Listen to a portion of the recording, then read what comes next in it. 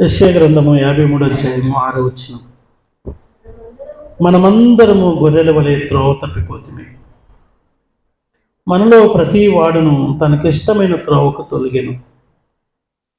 యెహోవా మనందరి దోషములను అతని మీద మోపెను. ప్రార్థన చేసుకుందాం. దయగలిగిన మా తండ్రి, మీకు వందనాలు. చదవబడిన లేఖనాన్ని బట్టి మిమ్మల్ని స్తుతిస్తూ ఉన్నాం. పరలోక మహామహిమను మీరు ఎందుకు విడిచి మా కొరకు వచ్చారు? ఏ యోగ్యత లేని మా కొరకు నాయన మీరు చేసిన శిలువ త్యాగమును ప్రవక్త అయిన యెషయా పరిశీలన చేస్తుండగా ఈ మాటలు ధ్యానించి మా జీవితాలను కట్టుకోవడానికి కృపనిమ్మని యేసు నామములో ప్రార్థించి వేడుకుంటున్నాం తండ్రి, ఆమేన్. యాక్చువల్గా యెషయా గ్రంథము 53వ అధ్యాయము క్రీస్తు ప్రభువారి యొక్క రాకడ కొరకు, మొదటి రాకడ కొరకు ప్రవక్త అయిన యెషయా తెలియజేస్తూ ఉన్నాడు. ఆయన ఎందుకు భూమి మీదకి రావాల్సి వచ్చింది అని చెప్తూ చాలా విషయాలను ఇక్కడ శ్రమపడిన సేవకునిగా క్రీస్తును యెషయా పరిచయం చేస్తూ ఉన్నాడు. శ్రమనందిన వానిగా, మన అతిక్రమముల కొరకు గాయపరచబడిన వానిగా, మన దోషములు బట్టి నలగొట్టబడిన శ్రమనందిన సేవకునిగా క్రీస్తును చూపిస్తూ ఉన్నాడు. ఇక్కడ అంటాడు, ఎందుకు ఇలాగా క్రీస్తు ప్రభువారు శ్రమ పొందారు, ఎందుకొరకు మన కొరకు గాయపడ్డాడు, మరణించాడు అనడానికి కారణం ఏంటంటే, సమస్య ఏంటంటే మనమందరము గొర్రెల వలె త్రోవ తప్పిపోతున్నాయి. గొర్రెలు సాధారణంగా అవి కాపరి లేకపోతే అవి ఖచ్చితంగా సాధారణంగా తప్పిపోతాయి త్రోవ. అందుకని గొర్రెల కాపరి మందకు ముందుగా నడుస్తూ ఉంటాడు. ఈ ప్రజలందరూ కూడా కాపరి లేని గొర్రెల వలె ఉన్నారని మరొకసారి చెప్తారు. కాపరి లేని గొర్రెల వలె అందరూ త్రోవ తప్పారని, చెదిరిపోయారని, ఆ పరిస్థితుల్లో అనేకమైన జంతువులకు, క్రూర మృగాలకు అవి దాడికి గురవుతున్నాయని, మరణిస్తున్నాయని, గాయపడుతున్నాయని ఆ మాటలు మనం చూస్తూ ఉంటాం. అదే అనుభవాలు ఒక నాయకుడు లేడు, ఒక కాపరి లేడు, నీ కొరకు ఆలోచన చేసేవాడు లేరని చూస్తూ ఉన్నాం.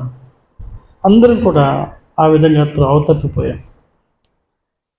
మనలో ప్రతి వాడు కూడా తనకి ఇష్టమైన త్రోవకి, ఇది చాలా భయంకరమైన మాట. నా ఇష్టం అనే మాటని సాధారణంగా అందరూ వాడుతూ ఉంటారు. నా ఇష్టం అనగా ఒక నిబంధన కానీ, ఒక కట్టడ కానీ, ఒక నియమం కానీ వారు పాటించు తమ సొంత మార్గాలకు పోతా ఉన్నారు. ఇది మనము ఇలా ఉంచి న్యాయాధిపతుల గ్రంథంలో ఇంకా మనం రాగలిగితే, న్యాయాధిపతుల గ్రంథంలో మనము తరచుగా మనకి కనిపించే కొన్ని మాటల్ని మనం ఆలోచించేద్దాం. యెహోషువ తర్వాత మనకి ఉంటుంది. అయితే న్యాయాధిపతుల గ్రంథము చివరి అధ్యాయంలోనికి మనం రాగలిగితే ఇక్కడ మనకు ఉన్నతమైన మాట కనిపిస్తూ ఉంటుంది.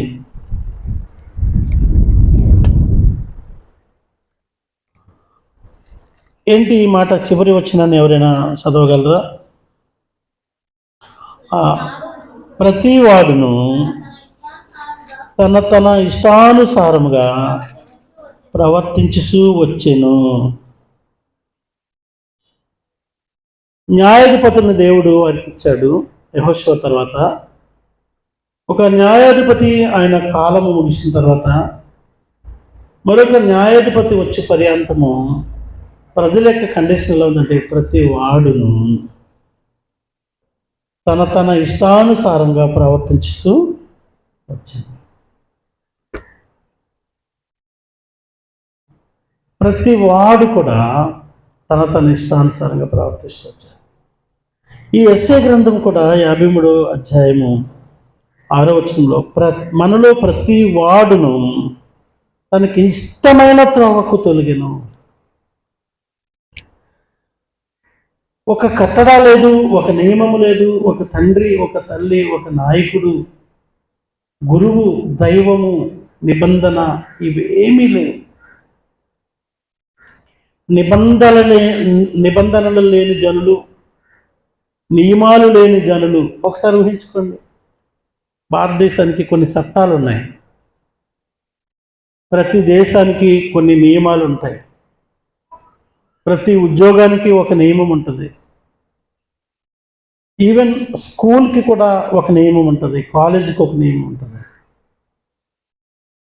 ఒకవేళ ఊహించుకోండి, స్కూల్కి ఏ నియమము లేదు, వస్తే వచ్చా పోతే పోయావు అనే ఒక పద్ధతి, క్రమశిక్షణ లేని నియమం ఉందనుకోండి, అది స్కూల్ అవ్వదు, అది సంత అవుతుంది. సంతకు కూడా ఒక నియమం ఉంటుంది. బేస్తవారం మనకు సంత ఉంటుంది, ఈ టైం నుండి ఈ టైం వరకు సంత ఉంటుందని. మనం అర్ధరాత్రి వెళ్తే ఏమి ఉండదు అక్కడ. క్రమశిక్షణ లేని కుటుంబ వ్యవస్థ, క్రమశిక్షణ లేని ఆర్థిక వ్యవస్థ, క్రమశిక్షణ లేని ఏ వ్యవస్థ అయినా అది కూలిపోతుంది, తనంతట తాను కూలిపోతుంది. ఏ రాజ్యమైతే క్రమశిక్షణ లేదో, ఏ ప్రజలకైతే క్రమశిక్షణ లేవో వాళ్ళు తమంతట తాము ఎవరు వారికి శత్రువులు అవసరం లేదు, వారంతట వారి శత్రువులై కూలిపోతూ ఉంటారు. ఈ క్రమశిక్షణ తప్పిపోయిన ఈ పరిస్థితుల్లో ఇది మానవుల యొక్క దయనీయమైన పరిస్థితి. ఏంటి దయనీయమైన? అందరూ గొర్రెల వలె త్రోవ తప్పిపోయారు.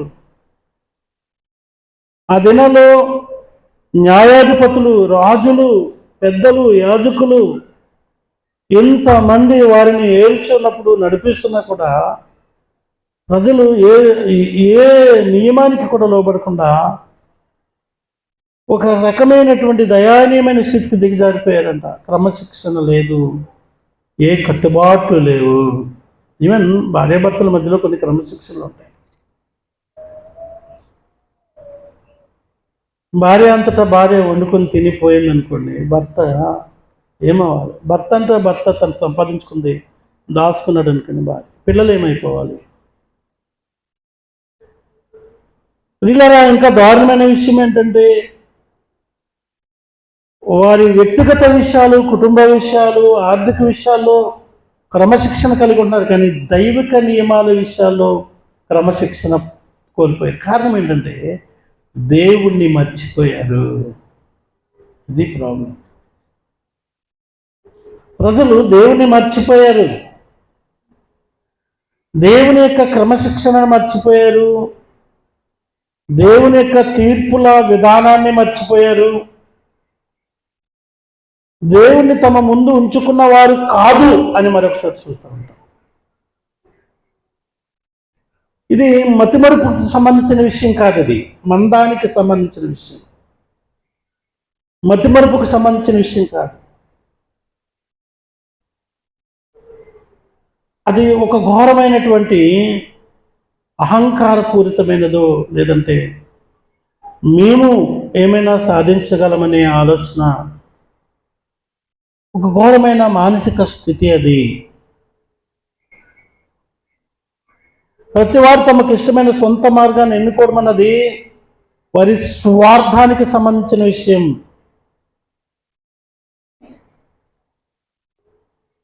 ఒకవేళ ఆలోచించేయండి, ఇందాక సాక్ష్యం చెప్పారు అక్క, రూఫస్కి తెలియదు ఆ హీటర్, కరెంటు ఉన్న హీటర్ దాంట్లో నీరు చేయి పెడితే అది కాలుతుంది, ఒకవేళ డైరెక్ట్ అవుతే షాక్ అవుతుంది, వాడికి తెలియదు. కనుక ఎప్పటికప్పుడు చిన్నపిల్లలు ఉన్న దగ్గర అబ్జర్వేషన్లో ఉంటా ఉంటాం, వాళ్ళు ఎటు నడుస్తున్న అబ్జర్వేషన్లో ఉంటా ఉంటాం. సో ఇక్కడ చాలా జాగ్రత్తగా ఆలోచించేద్దాం.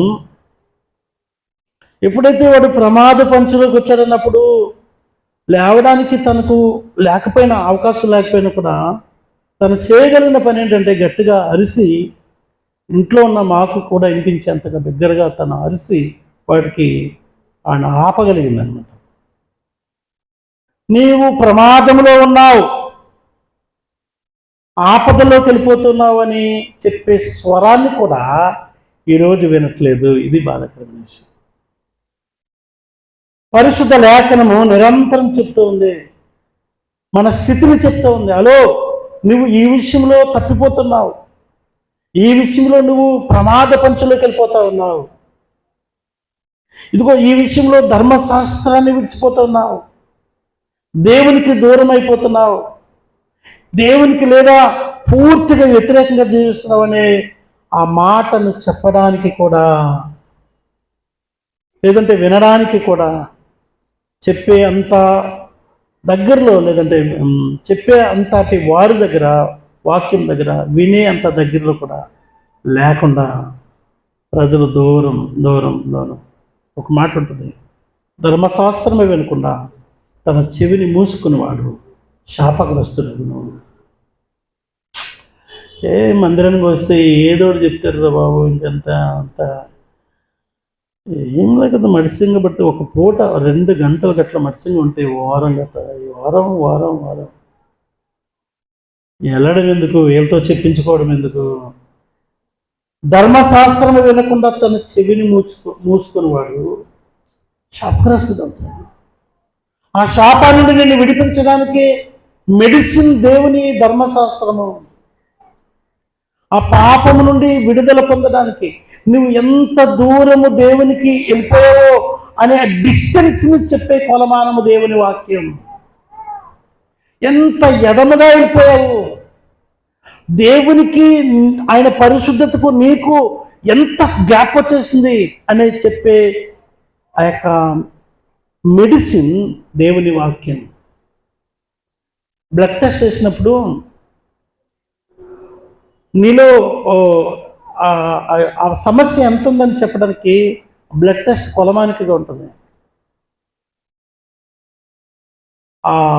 ఆ టెస్ట్ ఇష్టం లేదు నాకు,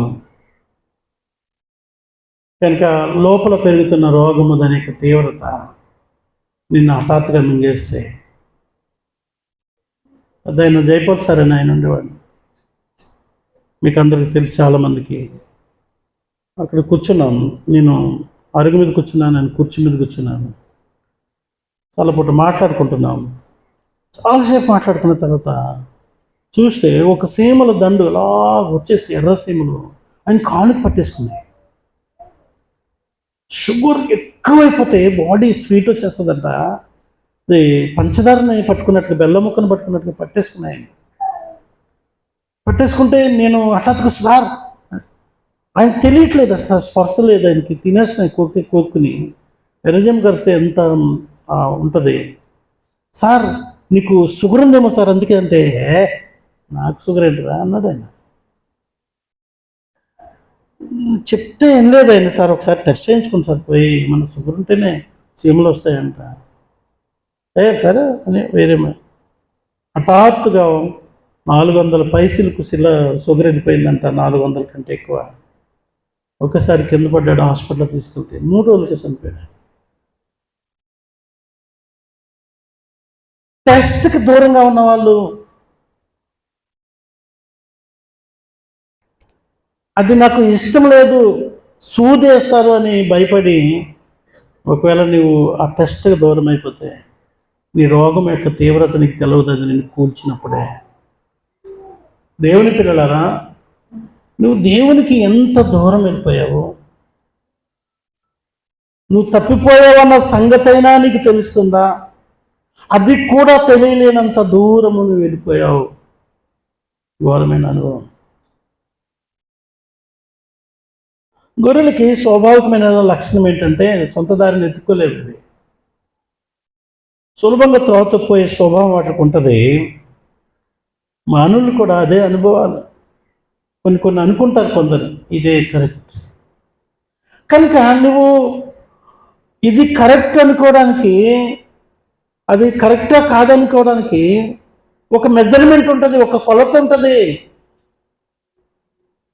ఎవరైనా చేపలు అమ్మడానికి వస్తారు కదా, ఇళ్ళల్లోకి వస్తారు కదా, వచ్చినప్పుడు ఆమె ఒక చేప తీసుకొచ్చి ఇది 3 కేజీలు ఉందనుకోండి, ఒప్పుకుంటావా నువ్వు?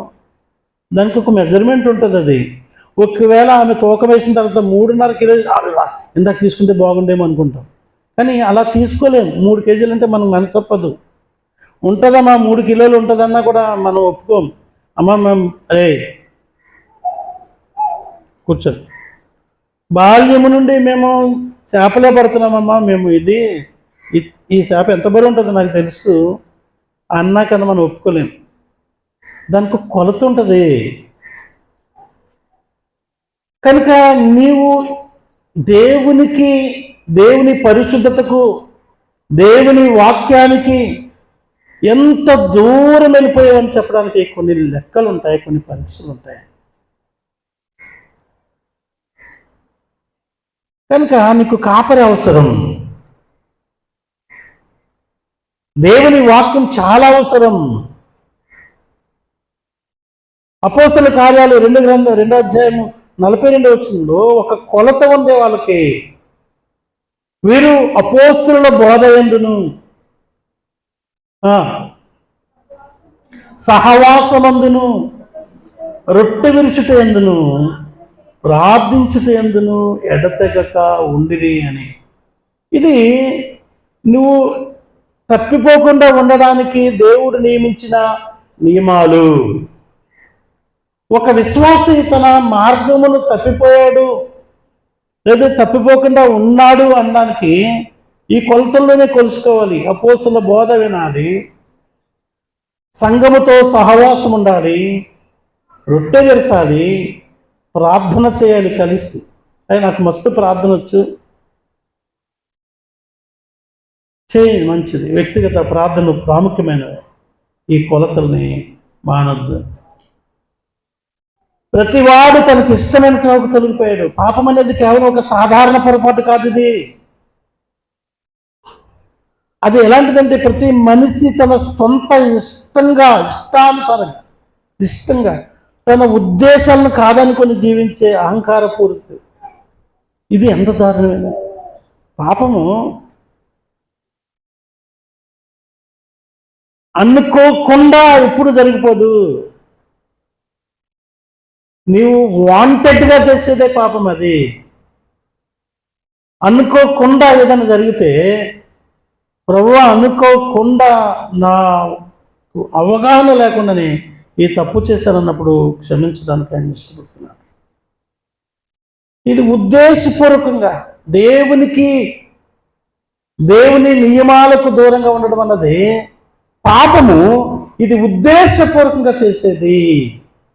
ఇంకా మరి చెప్తాను, దేవుని నియమాలకు, అపోస్తల కార్యాలు 2:42లో ఉన్నటువంటి ఆ కట్టడకు ఉద్దేశపూర్వకంగా దూరం అవడమే పాపం. వాంటెడ్లీ కావలసుకొని ఆ నియమానికి నువ్వు దూరంగా ఉండడమే పాపము. పాపం అనే మాట చిన్నదేం కాదు.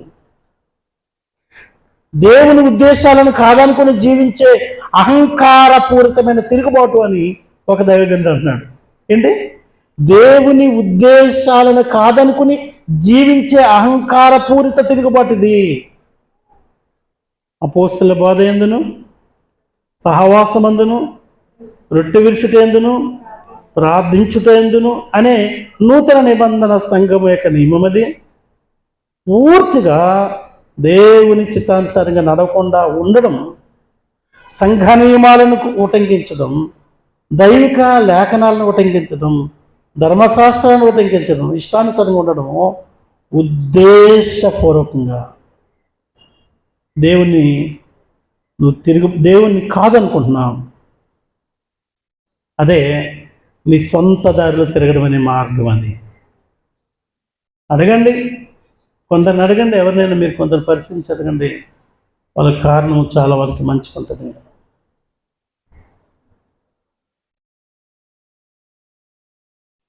ఇలాగా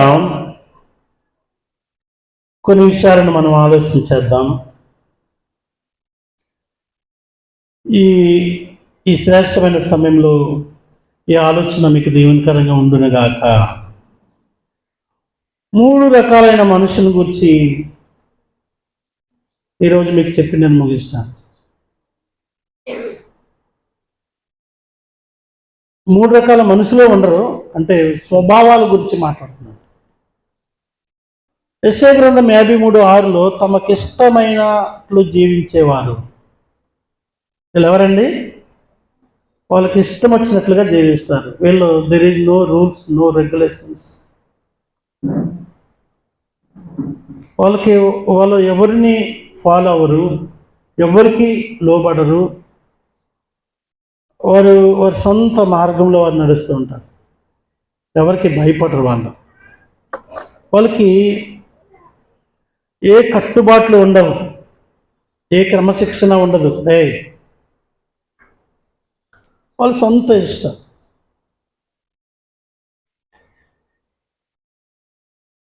ఒక ఆయన్ని నేను రక్షింపబడిన కొత్తలో క్రిస్మస్కి వెళ్ళాను. ఆ మందిరం కిక్కిరిసి ఉందనమాట. పండగ క్రైస్తవులు చాలా ఎక్కువ మంది ఉన్నారు. గుమ్మం దగ్గరికి వచ్చేటప్పటికి సంఘ పెద్ద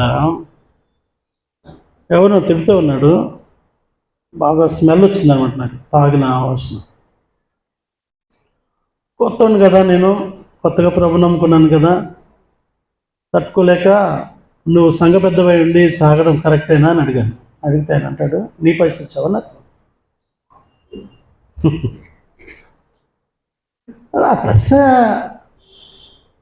నా ప్రశ్నకి జవాబు అది కాదు. నేను అడిగిన ప్రశ్నకు ఆయన ఇచ్చిన జవాబుకి అసలు ఏమాత్రం సంబంధం లేదు. నేను అడిగినది అది కాదు. దేవుని బిడ్డవు కదా, సంఘ పెద్దవు కదా, నువ్వు మందు తాగొచ్చా అన్నాను. నువ్వు ఎబ్బిచ్చాడా, నువ్వు ఇచ్చావరా అంటాడు నన్ను. మళ్ళా కొంచెం వాయిస్ పెరిగింది, కుట్టేటట్టున్నాడు. ఆయన ఇష్టం, ఆయన పైసలు ఆయన ఇష్టం, అంతే. దేవునితో ఆయన సంబంధం లేదు, మనుషులకు లెక్క చెప్పాలనే ఆ భయం ఆయనకు లేదు. ఆయన పైసలు ఆయన ఇష్టం.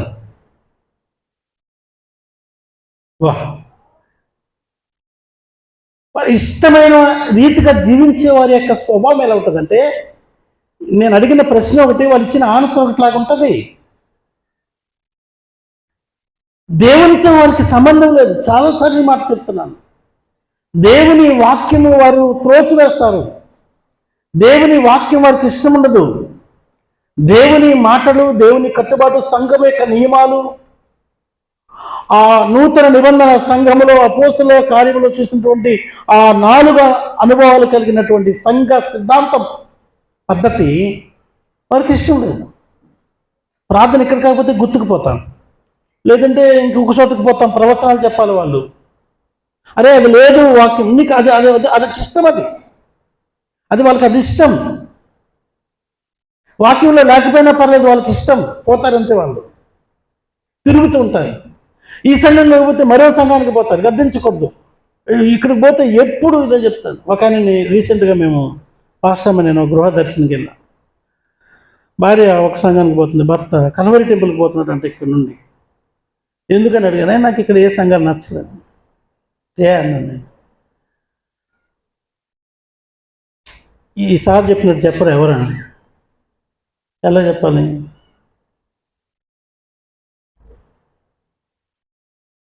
మస్తు నవ్వొచ్చింది నాకు. ఒక భార్య ఉంది, ఒక భర్త ఉన్నాడు, వాళ్ళ పిల్లలు మాట వింటలేదు అని కథలు చెప్పాలి. గద్దింపులు ఏమొద్దు. స్థానిక సంఘంలో గద్దింపు ఉంటుంది. నీ బ్రతికెరిగిన సేవకుడు ఉంటాడు, నీ జీవితం తెలిసిన సేవకుడు ఉంటాడు, నిన్ను ప్రేమించే సేవకుడు ఉంటాడు, నీ కొరకు ప్రార్థించే సేవకుడు ఉంటాడు, నీ గురించి ఆలోచన చేసే సేవకుడు ఉంటాడు. నువ్వు డీప్గా తెలుసు, నీ హృదయం తెలుసు, నీ ఫ్యామిలీ తెలుసు. అక్కడ అన్ని 100 మందిలో ఆయన సేవకుడు కదని నేను అనట్లేదు, ఆయనకి నాకు సంబంధం లేదు. ఆయనకి దేవుడిచ్చిన పని అది కావచ్చు, నాకు సంబంధం లేదు. నేను చెప్తున్నాను, వాట్ అబౌట్ యూ? నేను దగ్గరగా డీప్గా కేజీఆర్ వింటున్నావా అని నిన్ను అడిగి, అవసరమైతే గద్దించి 2 దెబ్బలు కొట్టి, చిన్నపిల్లవైతే నువ్వు బాగాలేదు అని నీతో మాట్లాడే అది ఆయనకు అవసరం, అది కష్టంగా ఉందండి. అది ఆ పాపని అడిగాను, ఏందమ్మా అని అడిగాను. మా పాస్టర్ గారు గద్దిస్తూ ఉంటాడన్న, నేను బాగా తాగుతుంటాడు, ఊరుకోడు ఆయన. నేను చెప్పాను, కానీ ఎక్కడో చోట పోతున్నాడు కదా, పోనీ దేవుడు ఆయన మనసు మారుస్తాడని ప్రార్థన చేసి వచ్చిన. నా ప్రశ్న ఒకటి, ఆయన జవాబు ఒకటి. కారణం ఏంటంటే ఆయన ఇష్టమైన మార్గంలో పోవడానికి ఆయన ఇష్టపడ్డాడు కనుక దేవుని వాక్యము ఆయనకి అడ్డుబండ అయిపోతుంటుంది. దేవుని సంఘము అడ్డుగా మిగులుతూ ఉంటుంది. దైవజనుడు అడ్డు అయిపోతూ ఉంటాడు. కనుక దైవజనుని తప్పించి, సంఘాన్ని తప్పించి, వాక్యాన్ని తప్పించి వారు భక్తి చేస్తారు, దేవుళ్ళనే ఉంటారు. మళ్ళా ఇది ప్రాబ్లం. ఒక వ్యక్తిని మనం జ్ఞాపం చేసుకుందాం ఈరోజు. లోకాసు సువార్త 16వ అధ్యాయంలోకి వద్దాం. ఇక్కడ ఒక వ్యక్తి ఉన్నాడు. ఈయన మీకు అందరికీ తెలుసు. ఆయన పేరు రాయడానికి దేవునికి ఇష్టం లేదు. ఎందుకో ఆయన డిసిగ్నేషన్ మాత్రమే రాయబడ్డది ఇక్కడ. 16వ అధ్యాయము 19వ వచనం. ధనవంతుడు ఒకడు ఉండెను. అబ్బా ఆగండి చాలని. ఆయన పేరు రాయడానికి దేవుడికి ఇష్టం లేదు. ఎందుకంటే ఆయన దేన్ని ఎక్కువ ప్రేమించాడో దాన్నే ఇక్కడ రాశాడు. ఆయన ధనవంతుడు. ఇది ఆయన ఏ బట్టలు వేసుకుంటేవాడంట? ఊదారంగు బట్టలు, అనగా రాజులు ధరించే ఊదారంగు సన్నపు నార వస్త్రములు. మేబీ చాలా కాస్ట్ అవి, రాజులు ధరించే బట్టలు. ఎవరో నాతో చెప్పారు, ఈరోజు పెద్ద ఏం లేదు అంకుల్, తెల్ల బట్టలు వేసుకోవాలి, మంచి చెప్పులు వేసుకోవాలి, అంతే కథ. ఏం బట్టలు వేసుకోవాలి? తెల్ల బట్టలు వేసుకోవాలి, మంచి చెప్పులు వేసుకోవాలి. ఈరోజు ఇదే. మరి ఇంట్లో సంగతి ఏంట్రా? దాన్ని బట్టి గౌరవం వస్తుంది. గౌరవం వస్తే పైసలు వస్తాయంట, ఆప్షన్స్ వస్తాయంట. బాబా ఒకటే ఫార్ములా, అదే ఫాలో అయ్యాడు. ఇప్పుడు ఫార్ములా వీడెవరికి ఇప్పుడు తెలిసింది? నాకు చెప్పినోడికి మొన్న తెలిసింది. వీడికి ఎప్పుడో తెలిసింది. వీడి పేరేంటి? ధనవంతుడు. మరి ఎంత ధనం ఉంటే దేవాది దేవుడు ఈయనకి ధనవంతుడు అని పేరు పెట్టాడు చూడండి. దేవుడే ధనవంతుడు అన్నాడంటే వాడికి ఎంత డబ్బును ఉండాలి వాడికి, ఆ వ్యక్తికి కదా. నేను చాలా డబ్బున్నవాడిని అని జీవన్ నా దగ్గరికి వచ్చాడు. ఎంత ఉందంటే రూపాయి అన్నాడు అనుకో, ఓహోహో వీడు అంత ధనవంతుడు అంటాను నేను. సింపుల్గా నవ్వుకుంటాను కదా. దేవుడే ధనవంతుడు అని చెప్తాను. వాడు వేసుకునే వస్త్రాల గురించి మాట్లాడుతూ ఉన్నాడు. వాడు పడే సుఖం గురించి దేవుడు మాట్లాడుతూ ఉన్నాడు. వాడు తినే తిండి గురించి మాట్లాడుతూ ఉన్నాడు. బాబా ఇంకా మామూలుగా ఉండదు. ఇక దినం ప్రతి దినము బహుగా సుఖపడుతుండు వాడు. సుఖపడడం అంటే అర్థం ఏంటి? సుఖపడడం అంటే అర్థం ఏంటి తెలుసా? కడుపు నిండుగా తాగాలి, తినాలి, హాయిగా సోయలేకుండా పడాలి, పొద్దుగా లేవాలా.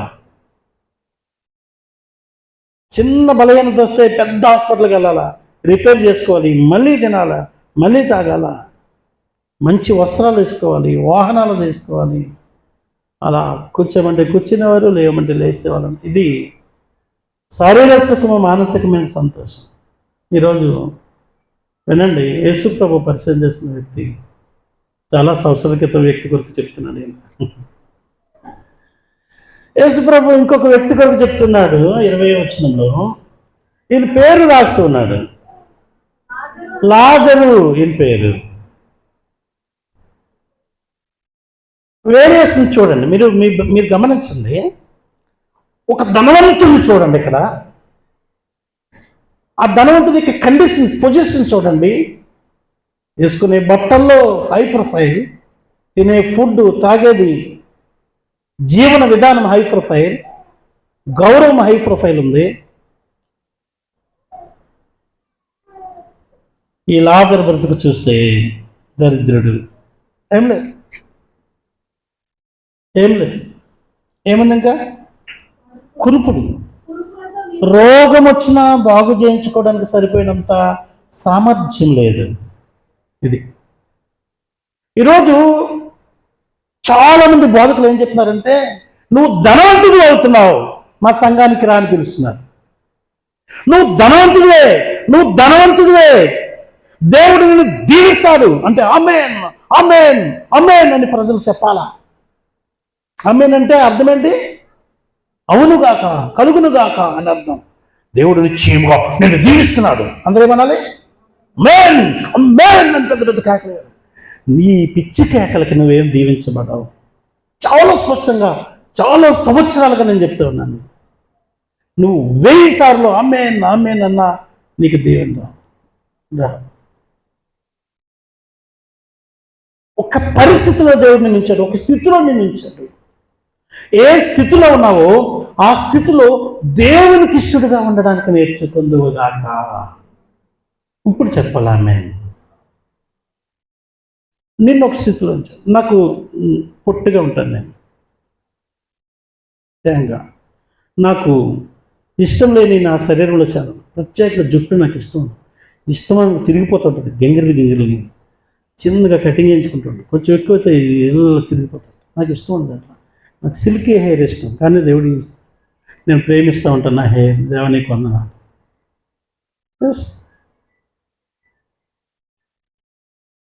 నన్ను ఈ స్థితిలో ఉంచడానికి ఆయనకి ఇష్టమైంది.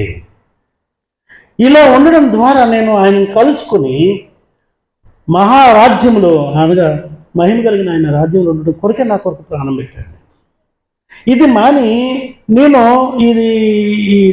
ఈ లాజరు ధనవంతుణ్ణి కంపేర్ చేసుకుంటున్న దినాలు ఇవి. సంఘాలు కూడా ఈరోజు, సేవకులు కూడా ఇదే బోధిస్తున్నారు. నువ్వు ధనవంతుడివి, ఐశ్వర్యవంతుడు, నీ తండ్రి అయిన దేవుడు ఐశ్వర్యవంతుడు, నీవు కూడా ఐశ్వర్యమే, రండి నీ దుఃఖ దినాలు తీరిపోతాయి అంటుంటే ఇక్కడ నుండి అక్కడి నుండి ఇంకో చోటకి పరిగెడుతూ. కానీ ఆత్మ సంగతిని గురించి ఆలోచించట్లేదు, క్రమశిక్షణను గురించి ఆలోచించట్లేదు. ఈరోజు సంఘం కురుపులు ఉన్నాయి, దరిద్రత ఉంది. ధనవంతుని ఇంటి వాకిట అనగా అర్థం ఏంటంటే, బయట ఆయన తిని పడేసిన డస్ట్బిన్ దగ్గర, తిని పడేసినప్పుడు డస్ట్బిన్ దగ్గర మనకి సాధారణంగా కుక్కలు ఉంటాయి. మేబీ కుక్కలు, పందులు కూడా ఉంటాయి. ఈయన కూడా కూర్చున్నాడు పడేసిన దాంట్లో. కుక్కల్ని, పందుల్ని తోలి తింటున్నాడు. తేడా ఏంటి ఇద్దరికి అంటే, ఇతడు నీతిమంతుడిగా ఉన్నాడు. తన నీతిని, ఆ స్థితిలో కూడా తన నీతిని అమ్ముకోలేదు, తన పరిశుద్ధతను అమ్ముకోలేదు. తినడానికి లేదు, రోగంతో ఉన్నాడు, పరిస్థితి లేదు, ఆయనకి ఎవరు లేరు ఆదరించేవారు. ఈరోజు మనం ఏం చూస్తామంటే భూలోక సంబంధమైన పరిస్థితులను మాత్రమే చూస్తాం, కానీ పరలోకంలో ఉన్న దేవునితో మన సహవాస విషయంలో మనం ఆలోచించేట్లేదు. ఇది ఎంత బాధాకరమైన విషయం. భూలోక సంబంధమైన విషయాన్ని అతిశయించడానికి, దానితో ముడిపెట్టుకోవడానికి పరిగెడతా ఉన్నాము. 23వ వచనంలో చచ్చిపోయారంటే ఇద్దరు కూడా. 22వ వచనంలో దరిద్రుడు చనిపోయి దేవదూతల చేత అబ్రహాము రొమ్మున ఆనుకొని కొనిపోయాడు. అబ్రహాము రొమ్మున ఆనుకొని వెళ్ళిపోయాడు. దరిద్రులందరూ వెళ్ళిపోయారు. తెలుసా, అక్కడ విషయం అది కాదు.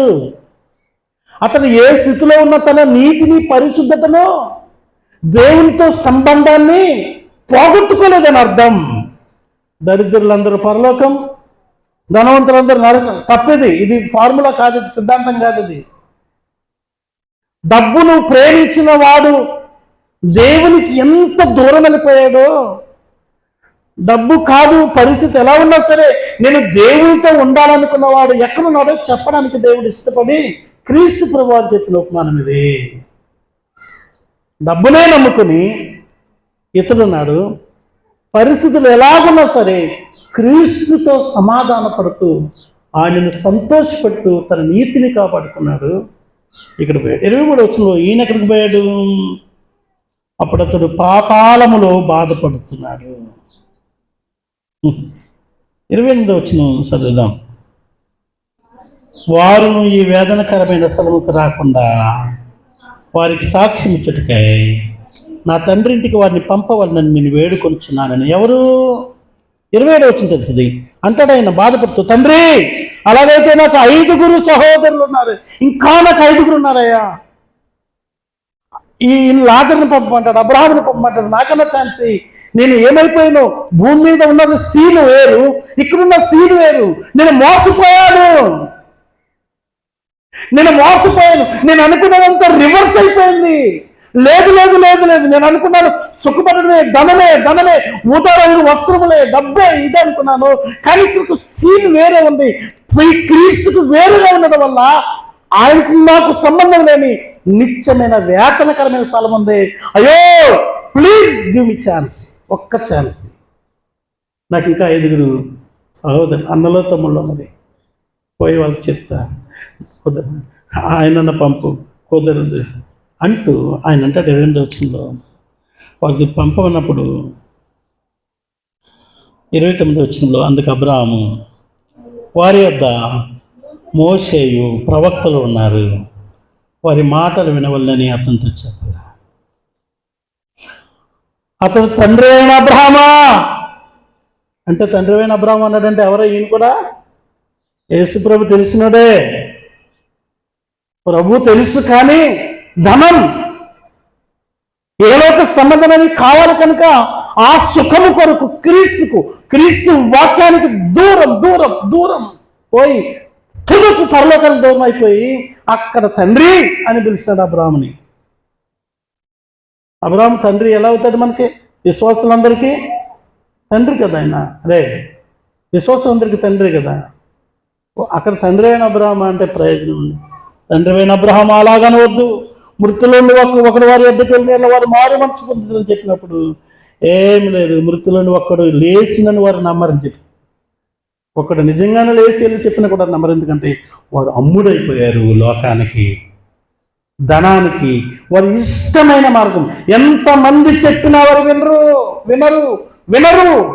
అబ్రాహాం చెప్తున్నాడు, నిజంగా ఒకడు చచ్చిపోయిన లేచి వెళ్ళినా కూడా చెప్పినా కూడా వినరాలు. ఎందుకంటే వారు ఆల్రెడీ చాలా దూరం వెళ్ళిపోయారు.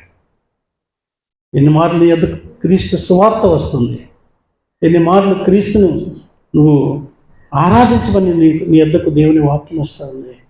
పరిశుద్ధ జీవితం కొరకు నీకు ఎన్నిసార్లు దేవుడు హెచ్చరిక చేస్తున్నాడు. ప్రాబ్లం ఏమైందంటే సేవకుడు చేదైపోయాడు, కానీ నీవు మాత్రము నీ మార్గాన్ని మార్చుకుంటలేదు. కానీ స్థిరమైన వాక్యం అలాగే ఉండిపోయింది. బోధించి మేమందరం వెళ్ళిపోతాం, నువ్వు కూడా వస్తావు, కానీ ఏ లెక్కలో ఉంటావు? సొంత మార్గము పాతాళము. దేవుని మార్గము 25వ వచనంలో 16:25లో, అందుకు అబ్రహాము, కుమారుడా, నీవు నీ జీవిత కాలమంతా నీకు ఇష్టం వచ్చినట్టు సుఖముగా అనుభవించుతివి, అలాగే నేను లాజరు కష్టం అనుభవించినని జ్ఞాపకం చేసుకున్నాము. ఇప్పుడైతే వాడు ఇక్కడ నెమ్మది పొందుచున్నాడు, నువ్వు యాతన పడుతున్నా. దేనిని ప్రేమించి క్రీస్తుకు దూరం అయిపోయావో, దేనిని ఇష్టపడి ఆయనను అయిష్టంగా చేసుకున్నావో, ఏది నిన్ను దేవుని కంటే ఎక్కువగా ఆకర్షించిందో అది ఈరోజు నీకు ఇచ్చే రిజల్ట్ ఏంటంటే యాతన, సమస్యలు, శోధనలు ఉన్నా కూడా నా కట్టడలను అనుసరించిన లాజరు నెమ్మది. ఎంత సింపుల్గా ఉంది చూడండి. సొంత మార్గం, తనకిష్టమైన. యెషయా గ్రంథం 53:6లో ఇదే చెప్తా ఉంది.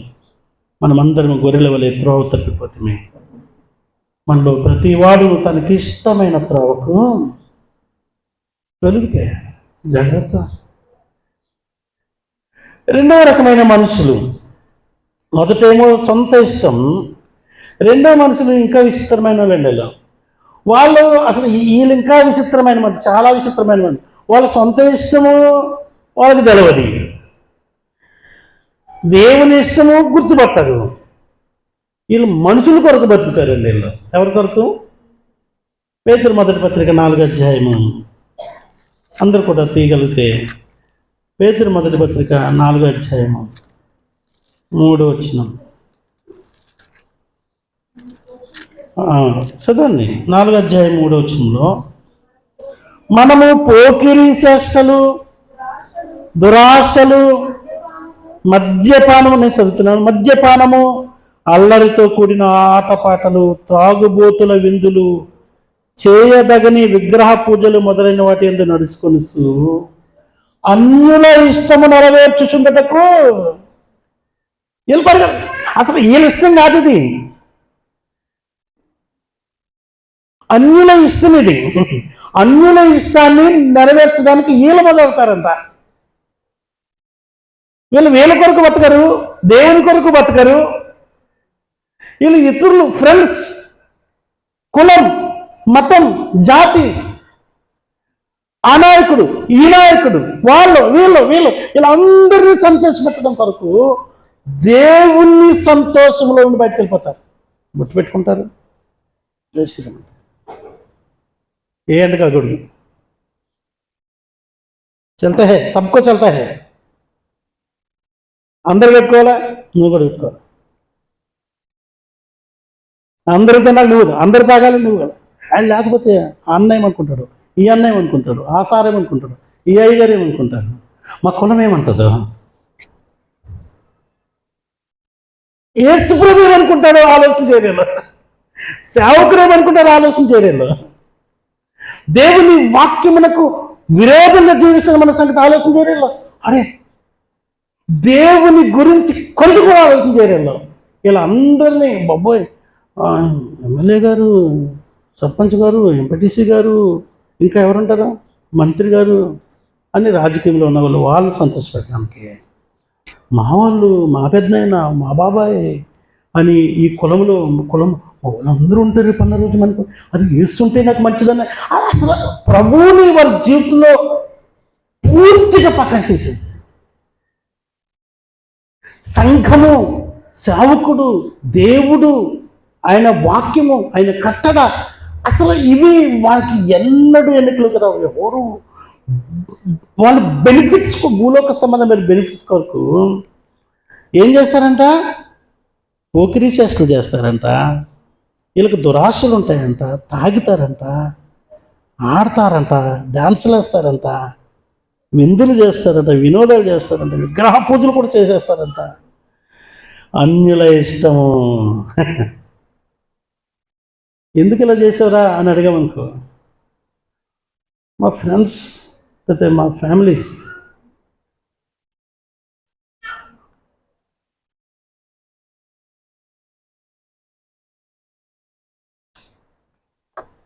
ఎంత భయంకరం.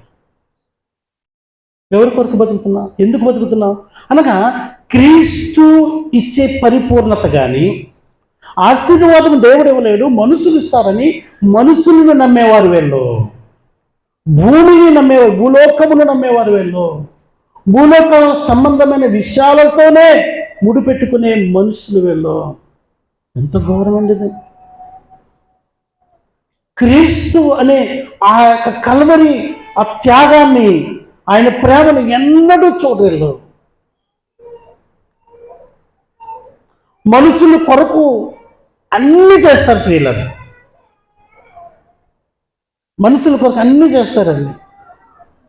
విందుల్లో, వినోదాల్లో డ్యాన్సులు వేస్తూ ఉంటారు, సినిమా పాటలకు ఎగురుతూ ఉంటారు, డీజే ముందు వాళ్ళు చాలా ఎక్కువ బాగా నాట్యం ఆడుతూ ఉంటారు. ఎందుకంటే మా వాళ్ళు పెళ్ళి, మా వాళ్ళు దావత్తు, మీ పెళ్ళిళ్ళలో, మీ విందుల్లో ఎవరిని సంతోషపెట్టి, క్రీస్తు బైబిల్కి జిప్పి పెట్టినట్లే, యేసుప్రభు జిప్పి పెట్టేస్తున్నాను, ఏం చూడకో, it's my time, it's my family time, it's my దావత్ టైం. నువ్వు ఆదివారం నీది. కొందరు అది కూడా వదిలేస్తారు. అదే టైం వాళ్ళకి బెనిఫిట్ ఉంటే, ప్రభువా వస్తా హాయ్. మనుషులను సంతోషపెట్టే జనాంగం. నేను ఎక్స్ప్లెనేషన్ ఇస్తున్నాను అంతే, వాక్యమే ఇదే. అన్యుల ఇష్టము నెరవేర్చు వారు. దేవుని ఇష్టంతో వీళ్ళకి పని లేదు, కానీ దేవుడు ఏం చేస్తాడో వీళ్ళకి అర్థం కాలేదు. దేవుని కంటే మనుషులను ఎక్కువ నమ్ముతారు వీళ్ళు. మనుషుల ఇష్టాలను ఫాలో అవ్వాలి, వాళ్ళ కొరకు బ్రతకాలి, స్నేహితుల కొరకు, పెద్దల కొరకు. ఇంకా ఇంకా ఎన్నిసార్లు చెప్పినా ఇదే వస్తుంది. యేసు ప్రభు ఇష్టం కాదు ఇది. నేను చేయను అని నిలబడే ఆ వ్యక్తిత్వం వారి జీవితంలో ఉండదు. ఎపిసి పత్రిక 6వ అధ్యాయంలో కూడా పౌలు భక్తుడు ఎపిసి సంగతి ఇదే చెప్తుంటాడు. 6వ అధ్యాయము 6వ వచనంలోకి మనం వస్తే, మనుష్యులను సంతోషపెట్టువారు. ఇది ఎవరిని సంతోషపెడతారంటే వీళ్ళు? సూర్యబాబు గారు, ఎవరిని సంతోషపెడతారంటే వీళ్ళు? ఇక్కడ ఆ మాట ఏం చెప్తుందంటే, మనుష్యులను సంతోషపెట్టువారు ఒక బ్యాచ్ ఉన్నారు. వాళ్ళు చేయనట్లు కంటికి కనబడుటకే కాక క్రీస్తు దాసులమని ఎరిగి దేవుని చిత్తమును మనస్పూర్వకముగా జరిగిద్దాం అంటాడు. మనుషులను సంతోషపెట్టే వాళ్ళు, వీళ్ళకి దేవునికి సంబంధం లేదు. ప్రియులారా, మనుషులను సంతోషపెడితే నరమాత్రుడు ఏ పాటి వాడు? ఒక వ్యక్తిని, ఒక కుటుంబము మరొక కుటుంబాన్ని ఎంతగా కాపాడగలరు, పోషించగలరు, సంరక్షించగలరు, దీవెనకరంగా ఉండగలరు.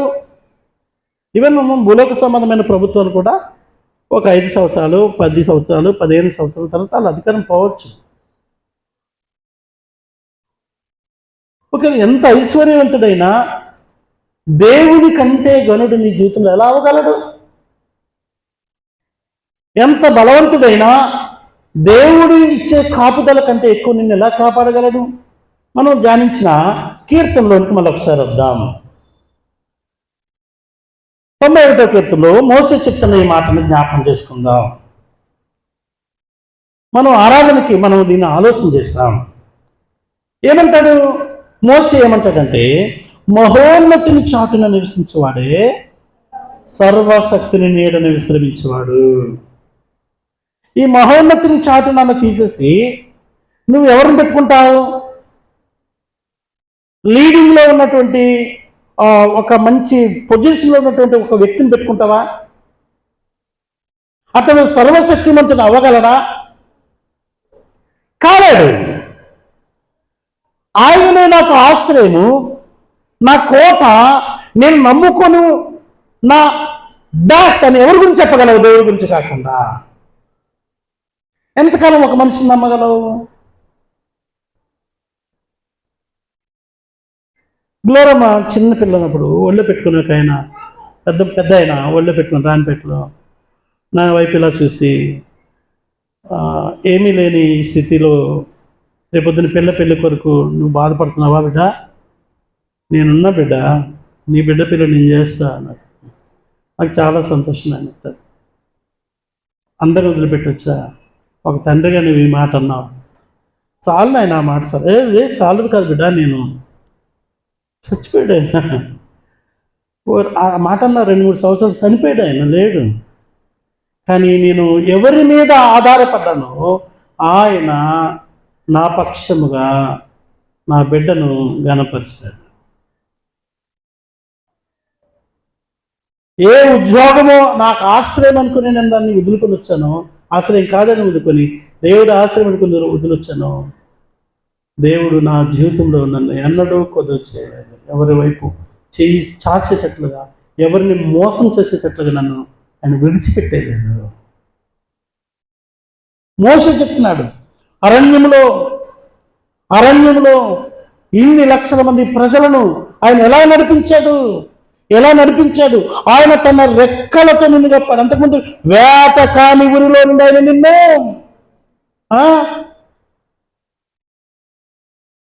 ఒకవేళ నువ్వు ధనాన్ని నమ్ముకున్నావా?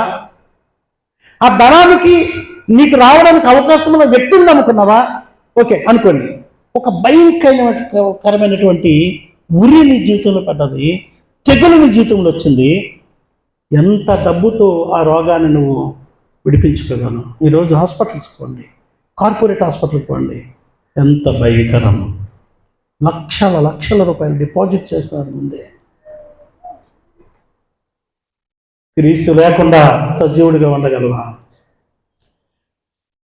ఇంకా మనం చూస్తే రాత్రి వేళ కలుగు భయము, పగటి వేళ ఎగురు బాణము, చీకటిలో సంచరించి తెగులు, మధ్యాహ్నవంతు, ఇన్ని రకాలుగా భూమి మీద జీవిస్తున్న మన మీద అటాక్ చేయడానికి సాతానుడు, రోగములు ఇన్ని మన మీదకి వచ్చేస్తూ ఉండగా వీటన్నిటి నుండి నిన్ను ఎవడు విడిపించగలడు అంటే నువ్వు నమ్ము. బాడీలో ఇమ్యూనిటీ పవర్ ఉన్నంతకాలం నువ్వు అదే నమ్ముతావేమో, నాకేం కాదని. ఒకనొక బ్యాడ్ డే నీ జీవితంలోకి అనుమతించబడితే ఎవరు ఇస్తారు? ఓకే అదేమి రాలేదు, జీవితకాలమంతా ఆరోగ్యంగా ఉండి 150 సంవత్సరాల తర్వాత హాయిగా చచ్చిపోయాం. కానీ అక్కడ నీ కొరకు పాతాళం అనేది ఒక భయంకరమైనటువంటి నువ్వు దాసినది అక్కడ నేను కాల్చడానికి ఉందన్న సంగతి నీకు భయం పుట్టించాలి.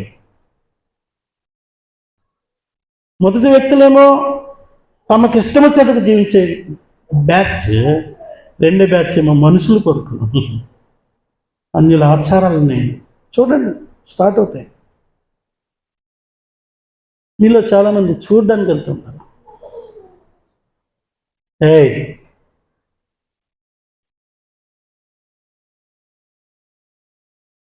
మూడో వ్యక్తులు దేవునికి ఇష్టంగా జీవించేవారు.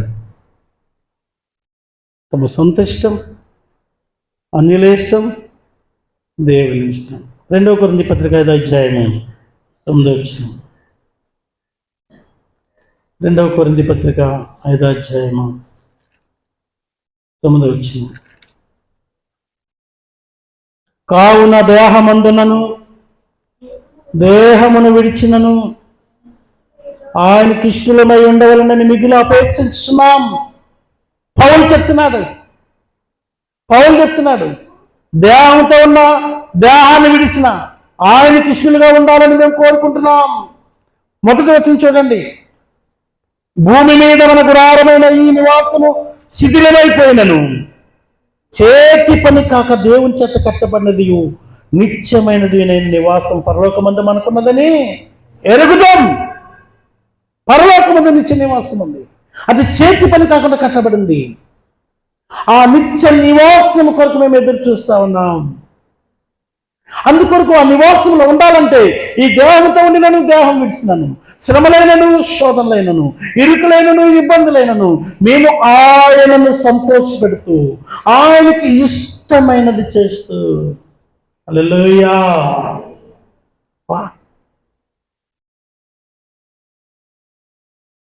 పరలోకమును కూర్చిన ఆశ, నరకమును కూర్చిన భయము ఎవరైతే ఫీల్ అవుతారో, ఆలోచన చేస్తారో, వారు జీవితాలని రోజు మార్చుకుంటూ రూపాంతరం చేసుకుంటూ ఆయన యొద్ద నిలబడడానికి ప్లాన్ చేసుకుంటారా?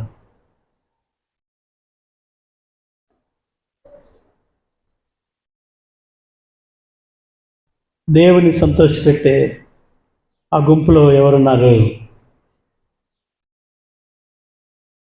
సమస్య ఏం కాదు. దేవుని సంతోషపెట్టే గుంపులో నువ్వు లేకపోవడం దేవునికేమీ సమస్య కాదు.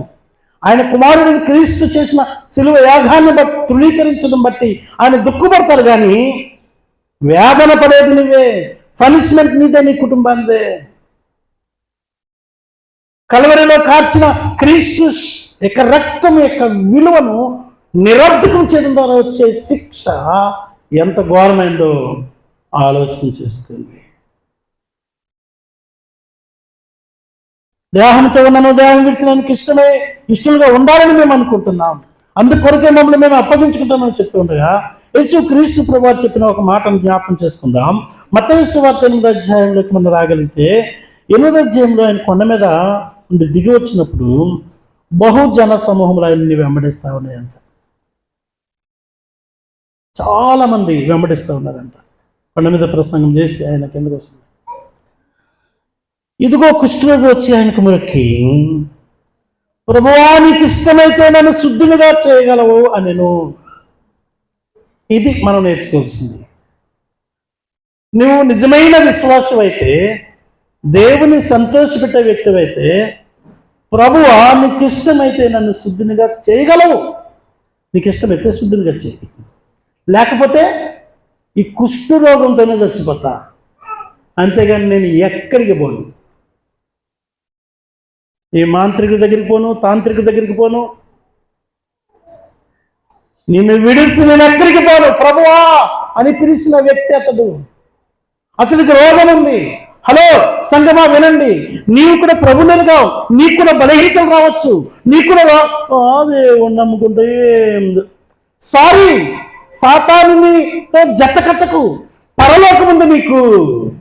ఆయన ఏమన్నాడు? ప్రభువా ఈ రోగం నుండి నన్ను విడిపించు అంటలేదు. నీకు ఇష్టమైతే ఓకే, ఎలా రోగంతో ఉండిపోవడమే నీకు ఇష్టమైతే గిట్లనే ఉండిపోతా, నేను నీ దగ్గరే ఉంటా, రోగం లేని ఆ రాజ్యంలోకి వచ్చేస్తాను. అది ఆయన ఉద్దేశం. సంఘం ఈరోజు ఏం చేస్తుంది? నాకు ఇష్టం ప్రభువా, నువ్వు ఇస్తావా వస్తావా?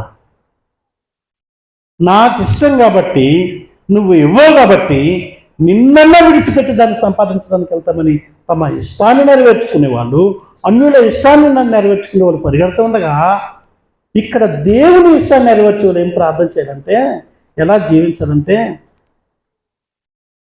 బాగా కష్టపడాలి, సంపాదించిన డబ్బును దేవుని దగ్గరికి తీసుకురావాలి, ప్రార్థన చేసుకుని స్తుతించి జాగ్రత్తగా ఖర్చు పెట్టుకుంటూ, ప్రభువా ఇది నాకు సమృద్ధిని ఇచ్చట్ల సహాయం చేయి, ఇది నాకు ఇవ్వడానికి సామర్థ్యం ఇచ్చా, నీకు వందనాలు, థ్యాంక్ యూ. ఇంకా నేను ఎవరిని మోసం చేయను, ఎవరిని అన్యాయం చేయను, ఈ ధనమును నేను దీన్ని ప్రేమించి నీకు దూరం అయిపోను ప్రభువా, నీకు ఇష్టమైతే నన్ను ఈ స్థితిలో దీవించు, లేదంటే నీకు ఇష్టంగా ఉండడానికి నాకు కృపణీయని ప్రార్థన చేసుకోవాలి. ప్రభు ఏమన్నారు తెలుసా? నాకు ఇష్టమే అన్నాడు. ఆయన ఏం నాకు ఇష్టం కాదని అన్నాడు. అందుకని ప్రార్థన చేసుకోవాలి. ప్రభు మా పరిస్థితిని మార్చండి, ఇంకా మీ కొరకు బతకడానికి, మంచిగా ఉండడానికి కృపణ. ఏం కాదని ఆయనకి ఇష్టమే, నాకు ఇష్టమే, నువ్వు శుద్ధుడు కమ్ము అని చెప్పాడు ఆయన. గలతీ పత్రిక 1వ అధ్యాయంలో 10వ వచనంలోకి వస్తే ఇక్కడ కూడా ఈ సందర్భం మనం చూద్దాం. గలతీ పత్రిక 1వ అధ్యాయం 10వ వచనంలో, మేము మనుషుల దయను సంపాదించకను చూస్తున్నామా, దేవుని దయను సంపాదించుకొని చూస్తున్నానా? ఒకవేళ నేను మనుషులను సంతోషపెట్టకూర్చున్నానా? నేను ఇప్పటికీ మనుషులను సంతోషపెట్టబడితే క్రీస్తు దాసుడను కాకపోదు. బాబా, మీ బైబిల్లో ఉందండి, అందరి బైబిల్లో ఉందా ఇది?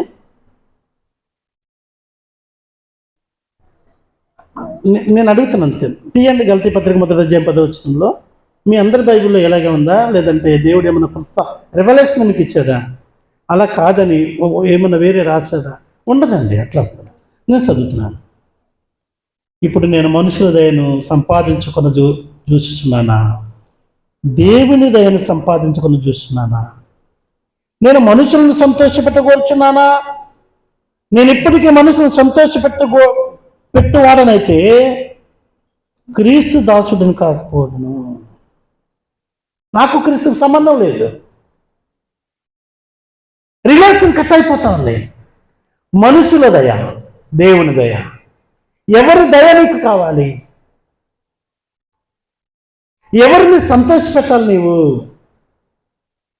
పౌలు అంటాడు, దేహముతో ఉండినను దేహము విడిచినను ఆయనకి ఇష్టలుగా ఉండగూర్చున్నామని 2 కొరింథీ 5:9 చెప్తున్నాను. ఈ మాట చదువుకొని ముగించుకుందాం. యోహాను మొదటి పత్రిక 2వ అధ్యాయము, యోహాను మొదటి పత్రిక 2వ అధ్యాయం 17వ వచనంలో, 17వ వచనం చూస్తే ఏమంటాడంటే, లోకమును దాని ఆశయు గతించుచున్నవి. ఫైనల్ స్టేట్మెంట్ ఇది. లోకము గతిస్తుంది, దాని ఆశ గతిస్తుంది. మీరు అర్థం చేసుకోండి. చూడండి ఎన్ని ఆశలు. క్రీస్తుకు వేరైపోయినా సరే విస్తారంగా నేను దీవించబడాలి. ఏ దేవుని ధర్మశాస్త్రమును తొక్కైనా సరే, ఆయన ధర్మశాస్త్రం నిర్లక్ష్యం చేసినా సరే నేను బాగుపడాలి అని క్రీస్తుకు కేవలం ఆయన వాక్యానికి విరోధంగా జీవించి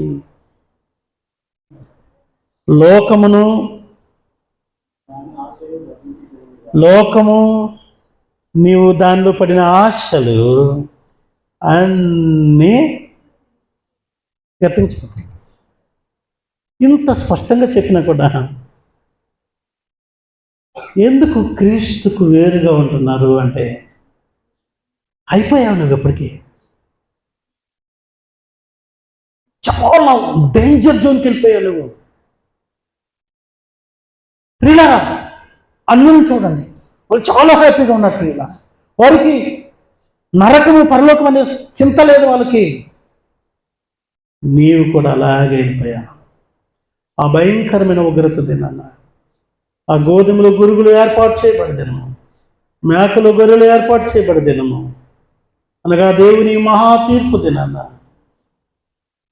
అది తెలిసి కూడా నువ్వు దేవుని చిత్తము జరిగించేవాడు నిరంతరం ఉంటాడు ఆయనతో. దేవుని చిత్తము కాకుండా నీ సొంత ఇష్టము లోకాశలు నెరవేర్చుకోవడానికి వెళ్తే నువ్వు ఉండవు. మన మూలపాఠము యెషయా గ్రంథం 53:6, మనమందరము గొర్రెల వలె త్రోవ తప్పిపోతున్నాయి, మనలో ప్రతివాడు తనకిష్టమైన త్రోవకు తొలిగే. యెహోవా మన అందరి దోషం అతని మీద మోపాడు. పిల్లరా, మనందరి దోషాన్ని ఆయన మీద మోపి క్రీస్తును నీ కొరకు నా కొరకు సిలువకు అప్పగించాడు.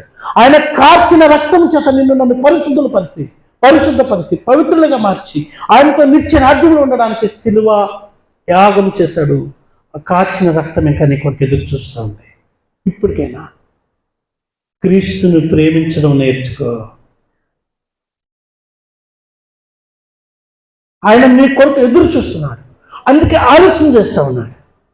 ఎప్పటికైనా రూపాంతరం చెందు, మార్పు చెందు. నువ్వు నీ సొంత ఇష్టము, అన్యుల ఇష్టము నెరవేర్చడం మొదలుపెట్టిన దాన్ని ఆపు. లోకము దాన్ని ఆశలు గతించిపోతాయి. దేవుని చిత్తము నెరవేర్చబడే దినము చేస్తూ ఉంది. ఆయన రాకడ రాబోతున్నైతే నువ్వు మరణమైతే, అయ్యో ఆ ధనవంతుడు అని పిలువబడిన ఉదారంగా వస్త్రము ధరించుకుంటున్న ఆ వ్యక్తి, నిత్యము సుఖపడే వ్యక్తి పడుతున్న యాతన నీ జీవితంలో రాకముందే, ఆ దుర్దినం రాకముందే ఈరోజే మిమ్మల్ని దేవునికి సమర్పించుకోవాలని దేవుని నామంలో బ్రతిమాలుతున్నాను. దైవ శిష్యులు, దేవుడు మిమ్మల్ని దీవించునుగాక. ఆమేన్. మోకరిందాం, తలలో ఉంచి కళ్ళు మూసుకుందాం, ప్రార్థన చేసుకుందాం.